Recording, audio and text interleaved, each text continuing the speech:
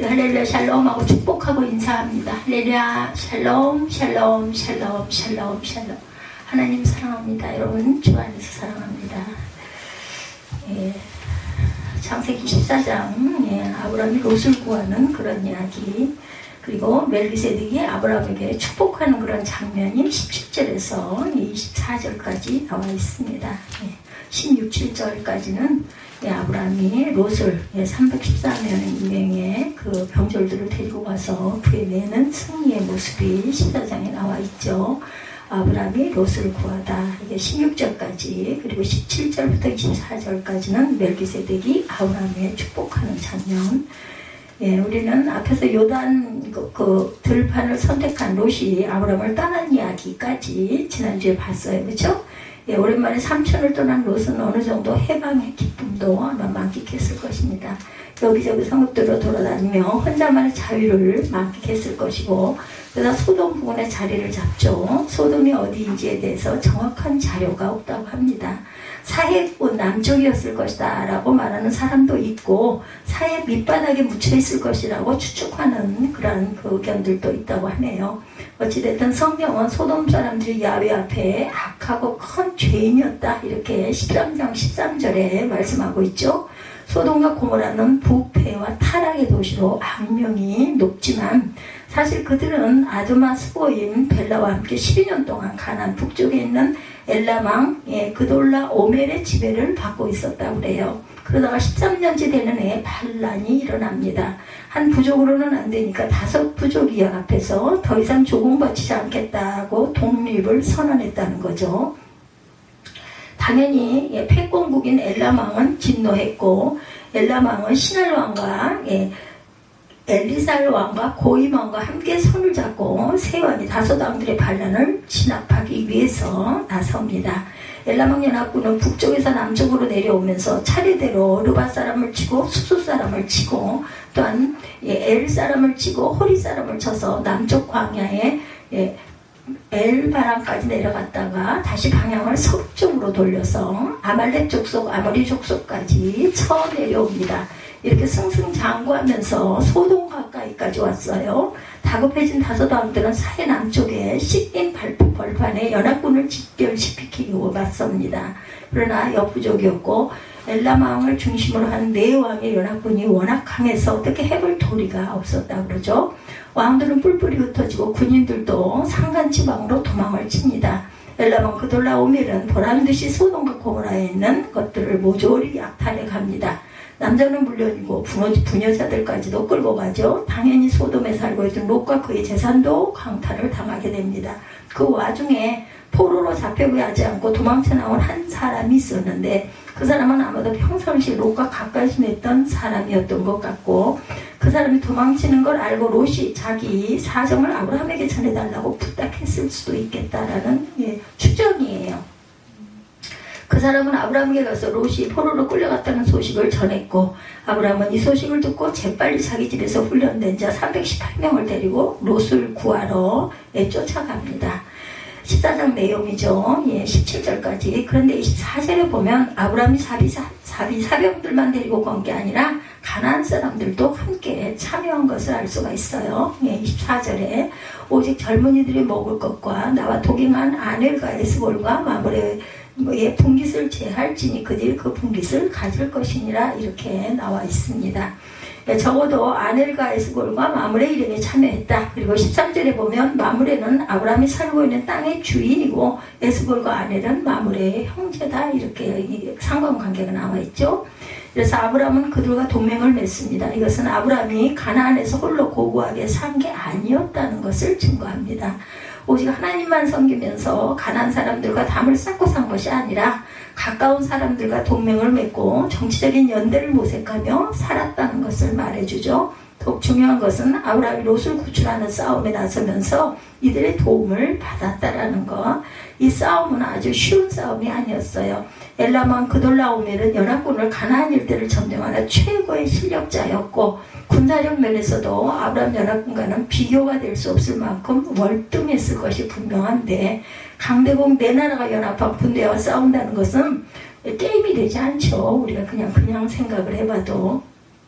더욱이 그들이 살고 있는 헤브론에서 단까지는 200km가 넘는다고 그래요. 그런데 그런 싸움에 나선 거죠. 스스로 자기 무덤을 파는 무모한 싸움이었습니다. 아브라함과 동맹을 맺은 자들도 아브라함의 그 요청을 받고 무모한 싸움에 합류를 하게 된 거고, 아브라함 연합군은 단까지 쫓아가서 야간 기습 공격을 감행합니다. 적은 병력으로 강한 군대를 대적하기에는 야간 기습 공격이 최선이라는 판단으로 깊은 잠에 빠져있는 틈을 이용해서 기습 공격을 한 것이고, 갑자기 들이닥치는 아브라함 군대의 놀라운 적군은 힘 한 번 제대로 써보지 못하고 무너져 버립니다. 날이 밝자 아브라함은 제일 먼저 롯을 찾아갔을 것이고, 그런데 어디에도 롯이 없어요. 롯은 이미 단을 지나 더 먼 곳까지 가고 도망을 간 거죠. 할 수 없이 아브라함은 북쪽으로 150km 떨어진 호박까지 쫓아갑니다. 거기서 많은 포로들과 숱한 재산을 이끌고 돌아가는 적군을 발견하고 싸웁니다. 또 싸워요. 승리합니다. 이렇게 해서 아브라함은 롯의 재물은 물론이고 남자 포로들과 부녀자들까지 약탈당한 모든 것을 되찾을 수 있었다. 아주 놀라운 승리죠. 여기서 한 가지 우리가 짚어봐야 할 대목, 이미 말씀드린 것처럼 아브라함은 가나안 홀로 고고하게 살지 않았다. 마므레와 에스골과 아넬과 동맹을 맺었고, 그것도 형식적인 동맹이 아니라 롯을 구출하는 전쟁에 함께 참여할 정도로 아주 깊은 동맹을 맺었어요. 그 전쟁터에 나가는 건 생명을 건 거잖아요. 그러니 그냥 대충 아는 사이였으면 이거 안 갔을 겁니다. 동맹을 맺은 것은 아주 정치적인 행위였고, 서로의 안전을 도모하기 위해서 힘을 합하고 연대하는 고도의 정치적인 행위였다.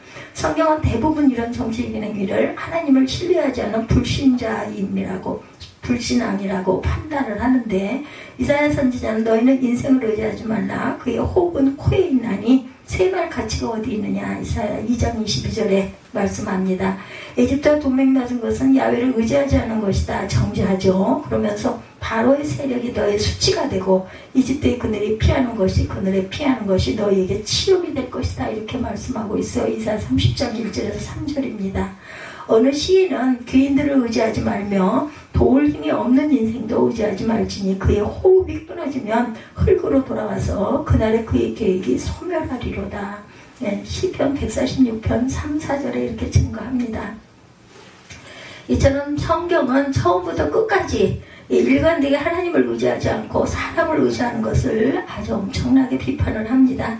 그렇다면 아브라함이 가나안 사람들과 동맹을 맺은 것도 비판해야 할 일인가? 생명의 안전함을 하나님께 의탁하지 못하고 사람을 의지했다고 비판해야 할까? 비판할 수도 있겠죠. 성경적으로 본다면. 그러나 꼭 비판적으로 보아야 하는 건 아니라는 생각이 듭니다. 기본적으로 모든 이원론의 이분법은 반대가 되죠.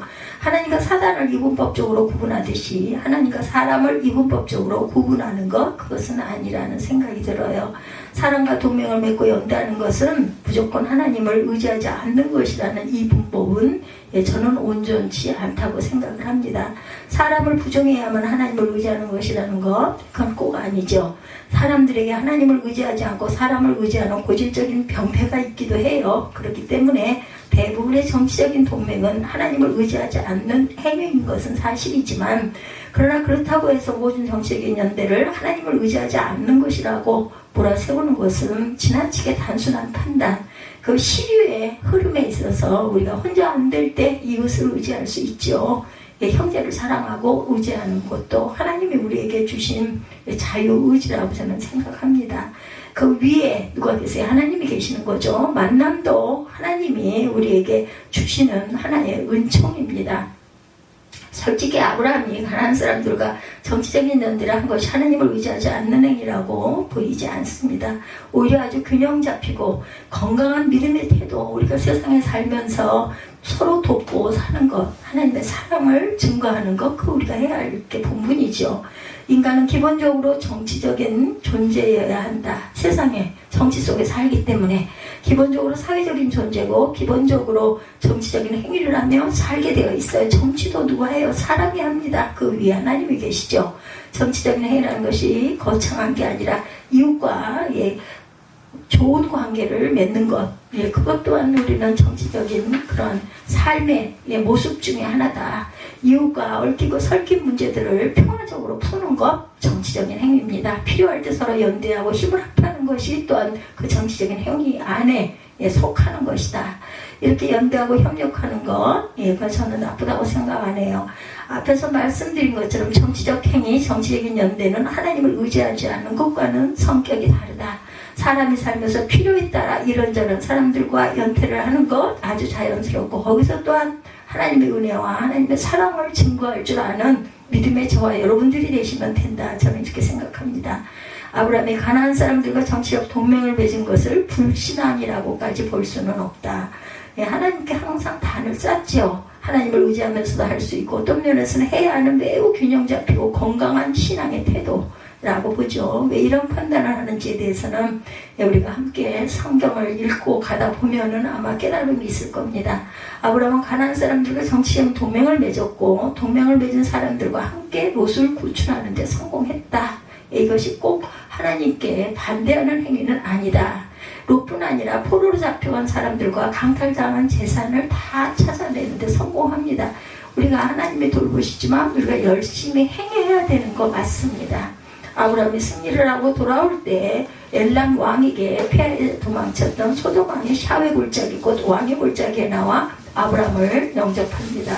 살렘 왕 멜기세덱도 빵과 포도주를 가지고 나와 아브라함을 영접해요. 여기서 소돔 왕이 아브라함을 영접한 것은 이해가 되죠. 그런데 살렘 왕 멜기세덱이 나온 것은 좀 엉뚱한 행동입니다. 살렘 왕은 이번 전쟁에 동참하지 않았거든요. 아브라함을 영접할 아무런 이유가 없는 사람이다. 그런데 아브라함을 맞으러 나와요. 더욱이 아브라함의 승리를 축하한 게 아니라 아브라함을 축복하고 승리를 주신 하나님을 찬송하라고 공고하죠. 엉뚱합니다. 그렇다면 멜기세덱은 왜 여기서 이렇게 튀어나왔을까? 이 의문을 풀기 위해서 시편 히브리서를 참조합니다. 멜기세덱이라면 나의 왕은 의롭다라는 뜻을 가지고 있어요. 그런데 멜기세덱이라는 이름이 나오는 것은 창세기 14장에서 2번 나오고 오늘 본문이죠. 시편에 1번, 히브리서에서 10번 나옵니다. 창세기에서는 멜기세덱을 높으신 하나님의 제사장이다 이렇게 말하죠. 시편 110편 4절에는 영원한 제사장이라 이렇게 말하고 있습니다. 히브리서에서는 멜기세덱에 대해서 할 말이 많지만 너희가 듣는 것이 둔하여 설명하기 어렵다. 5장 11절이에요. 히브리서 5장 11절. 멜기세덱은 의의 왕이요 평강의 왕이며 아버지도 없고 어머니도 없고 족보도 없고 시작한 날도 없고 생명의 끝도 없어서 하나님의 아들과 닮아 항상 제사장으로 있다. 7장 2절과 3절에 이렇게 나옵니다. 히브리서 말씀입니다. 오묘한 설명이에요. 멜기세덱은 분명히 살렘 왕이고 지극히 높으신 하나님의 제사장이에요. 여러 왕을 쳐서 죽이고 돌아오는 아브라함을 만나 복을 빈 자다. 7장 1절에 이렇게 증거합니다. 히브리서. 역사적인 존재였고 또한 성경은 아버지도 없고 어머니도 없고 족보도 없고 시작한 날도 없고 생명의 끝도 없는 자다. 역사를 초월한 존재라는 것이죠. 역사적 존재이면서 역사를 초월한 존재. 그렇다면 멜기세덱은 과연 누구냐? 이 부분에 물음표가 찍힙니다. 사실 멜기세덱의 실체를 정확하게 규명하기는 굉장히 신학적으로도 어렵다는 거죠. 단지 우리가 알 수 있는 것은 멜기세덱의 유일한 그 참 대제사장이신 예수 그리스도를 표상하는 존재다. 이렇게 신학적으로 증거가 되어 있습니다. 우리가 아는 것처럼 예수님은 이 땅에 평강의 왕으로 오신 분이에요. 영원전부터 하나님과 함께 계신 분이고 영원한 제사장이시고 멜기세덱에 대한 설명과 꼭 맞는 그러한 해석입니다. 멜기세덱은 예수 그리스도를 표상하는 자로 등장을 합니다. 멜기세덱이 진정한 대제사장이신 예수 그리스도를 표상하는 존재로 등장했기 때문에 아브라함에게 복을 빌어준 것이다. 천재의 주제에 가장 높으신 하나님의 이름으로 아브라함을 축복합니다. 그리고 아브라함이 자기 힘으로 원수를 물리친 것이 아니라 하나님이 아브라함에게 원수를 넘겨주신 것이니 지극히 높으신 하나님을 찬양하는 것이 마땅하다라고 공고하는 거다. 결국 멜기세덱이 나타나서 한 일은 다른 게 아니라 아브라함의 승리의 영적인 해석을 만들어 놓은 것이다. 이 승리의 정치적인 연대 덕분에 승리한 것도 아니고 아브라함의 지혜와 동맹 덕분으로 용맹 덕분으로 승리한 것도 아니고 오직 하나님께서 선물로 주신 것이다. 이런 영적인 해석이 가능합니다. 멜기세덱의 이 해석은 듣기에 따라 아주 한 말일 수도 있어요. 죽음을 무릅쓰고 죽을 똥 살 똥 모르겠어 싸워서 승리했는데 무슨 이런 소리를 하느냐라고 항의를 할 수도 있는 일이나 아브라함은 조금도 섭섭해하지 않습니다. 아브라함은 오히려 자기가 가진 모든 것에서 10의 하나를 떼어 멜기세덱에게 올리죠. 거기서 11조가 시작되었다 이렇게 해석이 됩니다. 이것은 아브라함이 멜기세덱의 권위와 해석을 그대로 인정하고 하나님을 찬양하는 제의적 표현이다. 엘람왕을 물리친 승리가 자기의 공로가 아니라 하나님의 선물이라는 것을 공적으로 인정하는 믿음의 표현. 아브라함은 멜기세덱에게 11조를 바침으로 멜기세덱의 영적인 해석을 100% 인정하고 받아들이는 그러한 내용. 그런 아브라함에게 소돔 왕이 감사를 표하면서 말하죠. 사람들은 나에게 돌려주시고 물건을 그대가 가지시오. 당신이 되찾아온 것이니 모든 것은 다 당신의 소유요. 이렇게 말하죠. 그러나 아브라함은 거부합니다. 천지의 주제시여 지극히 높으신 하나님 야훼께 손을 들어 맹세하건대 나의 왕의 것을 하나도 가지지 않겠습니다. 왕의 것은 시루라기 하나 신발끈 하나도 내 신들매라 그러죠. 가지지 않겠다. 나의 왕이 내가 아브라함을 부자로 만들어 주었다고 말하는 것을 듣고 싶지가 않습니다. 그러나 나에게는 아무것도 주지 마십시오. 다만 젊은이들이 먹을 것과 나와 함께 참여했던 사람들의 몫은 그들이 가져갈 것입니다. 22절에 24절에 이렇게 말하죠. 이건 정말 대단한 선언이에요. 함께 참여한 사람들이 분깃을 가질 것이라는 말에도 확인되는 것처럼 아브라함이 적절한 분깃을 갖는 것은 당연한 일인데 아브라함은 자기 분깃을 갖지 않겠다. 이유는 소돔왕 덕분에 자기가 부자가 되었다는 말을 듣고 싶지가 않다라는 거예요. 그는 오직 하나님이 허락하시는 복을 받고 싶었어요. 하나님이 내려주시는 축복으로 살고 싶었고 시로라기 하나라도 하나님이 아닌 자가 주는 축복은 누리고 싶지 않습니다. 또 하나님께 돌려야 할 영광을 다른 누구에게도 돌리고 싶지 않다. 아브라함의 믿음입니다. 비록 죽을 위험을 무릅쓰고 먼 길을 쫓아가서 죽을 힘을 다해 적과 싸웠지만 그럼에도 불구하고 아브라함은 이 승리의 면류관을 하나님께만 드리고 싶었다. 멜기세덱 제사장이 말한 대로 이 전쟁은 자기의 능력으로 승리한 것이 아니라 하나님이 자기에게 승리를 주셨다는 것을 공적으로 인정하고 싶었던 거죠. 그래서 어떤 분깃도 갖지 않기로 한 거죠. 쉽지 않은 결단입니다. 우리가 직접 여기에 처했다. 아브라함이 되었다고 생각을 하고 한번 대입을 해보기 바랍니다. 쉽지 않습니다. 이런 아브라함에게서 백옥같이 순결한 믿음의 아름다움을 보죠. 하나님과 자기의 차이를 알고 하나님께 돌려야 할 것을 하나님께만 돌리는 순결한 믿음의 단면이 보이죠. 그다음에 이렇게 순결한 믿음을 가진 아브라함이 하나님의 약속을 신뢰하지 못해서 가나안 사람들과 정치적인 동맹을 맺은 것일까? 하나님을 의지하지 않고 사람을 의지했기 때문에 가나안 사람들과 정치적인 연대를 한 것일까? 그렇지 않죠. 소돔 왕과 대화에서 확인한 것처럼 아브라함은 아주 순결한 믿음을 가지고 있었고 전적으로 하나님을 신뢰하고 의지하는 믿음의 소유자였다. 그렇게 순결한 믿음을 가진 아브라함이 하나님을 신뢰하지 못해서 가나안 사람들과 동맹을 맺었다는 것 생각할 수 없는 일입니다. 오히려 아브라함이 가나안 사람들과 정치적인 연대를 한 것이 진짜 건강한 신앙의 모습이다. 하나님뿐만 아니라 사람의 가치도 존중하는 균형 잡힌 신앙의 태도를 가진 아브라함이었다.